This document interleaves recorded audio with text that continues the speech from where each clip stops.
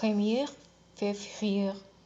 Exode chapitre 13, verset 17 à chapitre 15, verset 18. Quand les pharaons ont laissé partir le peuple d'Israël, Dieu ne les conduisit pas par la route du pays des Philistins, bien qu'elle fût la plus directe.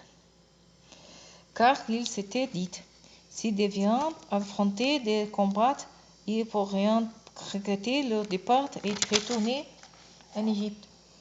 Il leur fit donc faire un détour par le chemin du désert, du côté de la mer des oiseaux. Les Israélites quittèrent l'Égypte bien équipés.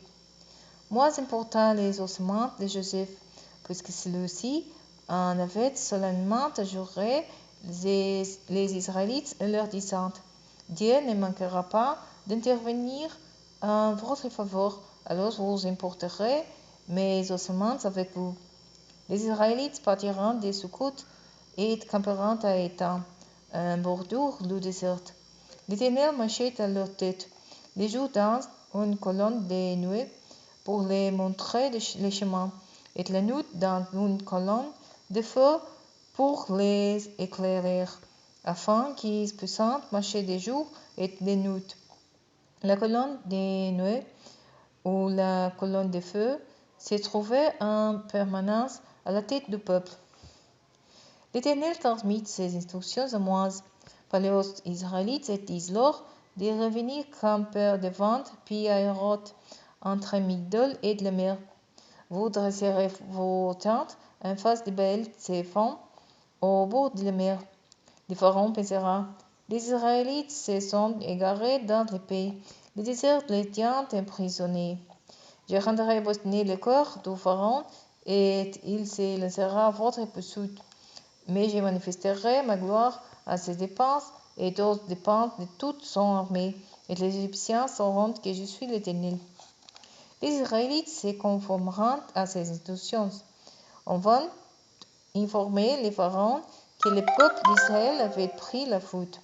Alors les pharaons et ses hauts fonctionnaires changeront d'avis à leur sujet et diront, Qui avons-nous fait là? En laissant partir les Israélites, nous avons perdu notre main d'œuvre. Le pharaon fit atteler son char et mobilisa ses troupes. Il choisit 600 de ses meilleures chars qu'il fit suivre de toutes les autres chars d'Égypte. Chacun d'eux était pourvu d'un équipage de 3 hommes. L'Éternel rendit obstiné le cœur du pharaon, roi d'Égypte, de sorte qu'il se lança à la poursuite des Israélites qui étaient partis librement. Les Égyptiens le poursuivront donc et les rattraperont alors qu'ils étaient campés au bord de la mer. Tous les attelage du pharaon, ses hommes d'équipage, des chars et son armée, les éteigniront près de Pi-Hahiroth, en face de Baal-Tsephon. Le pharaon s'était rapproché, et regarda au loin, les Israélites aperçurent les Égyptiens lancés à leur poursuite. Ils furent saisis d'une grande peur et poussèrent de grands cris vers l'Éternel. Puis ils se tournèrent contre moi et lui dirent, N'avait-il pas assez de tombeaux en Égypte pour que tu nous amenes mourir dans le désert? Pourquoi as-tu voulu nous faire sortir d'Égypte? Nous te l'avions bien dit, lorsque nous étions encore là-bas.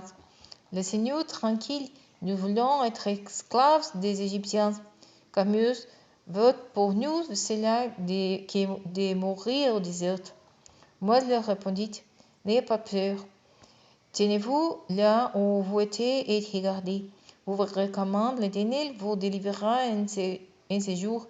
Ces Égyptiens que vous voyez aujourd'hui, vous ne les reverrez plus jamais. L'Éternel combattra pour vous, et vous tenez-vous tranquille. L'Éternel dit à Moïse, Pourquoi criez-tu vers moi? Ordonne aux Israélites de se mettre en route. Quant à toi, lève ton bâton, tends la main vers la mer, fais-la en deux, et les Israélites la traverseront à pied sec. De mon côté, je rendrai les Égyptiens obstinés pour qu'ils s'engagent derrière vous. Alors je manifesterai ma gloire aux dépenses du Pharaon, de toute son armée, de ses chars et de ses hommes d'équipage de chars. Et les Égyptiens sauront que je suis l'Éternel quand j'aurai manifesté ma gloire aux dépenses du Pharaon, de ses chars et de ses hommes d'équipage. L'ange de Dieu qui marchait en tête du camp d'Israël passa derrière eux et la colonne de nuée se déplaça également de devant eux pour aller se tenir sur leurs arrières. Il vint se passer entre le camp des Égyptiens et celui d'Israël. D'un côté, il est très obscur, et de l'autre, il éclairait la nuit. Durant toute la nuit, aucun des deux camps ne s'approcha de l'autre. Moi, j'entendis ses mains sur la mer, et l'Éternel fit souffler sur elle pendant toute la nuit un violent vent d'est, qui refoula la mer, de sorte que les eaux se fendirent et que les fonds apparurent. Les Israélites passèrent au milieu de la mer sur la terre ferme, alors que les eaux se dressaient comme des remparts à leur droite et à leur gauche. Les Égyptiens les poursuivirent et tous les chevaux du Pharaon, ses chars, ses cars et ses hommes d'équipage de cars s'engagèrent après eux au milieu de la mer. Mais vers l'aube, l'Éternel considéra le camp des Égyptiens du haut de la colonne de nuée et de feu, et y sema le désordre. Il fit salir les roues des cars, de sorte qu'ils n'avançaient plus qu'à grande peine. Les Égyptiens s'écrièrent: Fuyons devant Israël, car l'Éternel combat pour eux contre l'Égypte. L'Éternel dit à Moïse: Attendez la main sur la mer, et que les eaux refluent sur les Égyptiens, sur leurs chars et leurs cars, et sur leurs hommes d'équipage. Moïse tendit la main sur la mer, au point du jour, la mer revint en place. Les Égyptiens qui battaient en retraite trouvèrent la mer devant eux, et l'Éternel les précipita dans la mer. Les eaux refluèrent et couvrirent les chars et les hommes d'équipage de toute l'armée du Pharaon qui s'était engagée à travers la mer à la suite des Israélites. Personne d'entre eux n'en réchappa. Quant aux Israélites, ils avaient traversé la mer à pied sec, pendant que les eaux formaient une muraille à leur droite et une autre à leur gauche. En ce jour, l'Éternel délivra Israël des Égyptiens, et ils virent les cadavres des Égyptiens étendus sur les bords de la mer.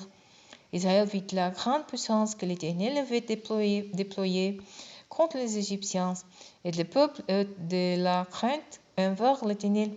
Il eut confiance en lui et en Moïse son serviteur. Alors Moïse et les Israélites entonnèrent ces cantiques en l'honneur de l'Éternel. Je veux chanter pour l'Éternel. Il a fait éclater sa gloire. Il a culbuté dans la mer le cheval et son cavalier. L'Éternel est ma force. Il est le sujet de mes cantes. Il m'a sauvé.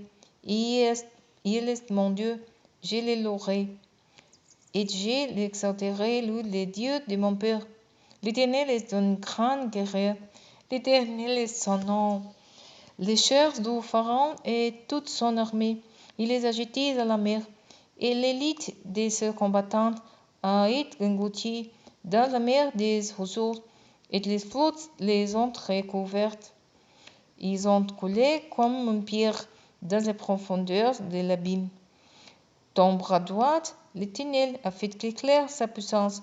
Ton bras droit, l'Éternel, écrase l'ennemi. Dans ta gloire éclatante, tu renverses tes adversaires.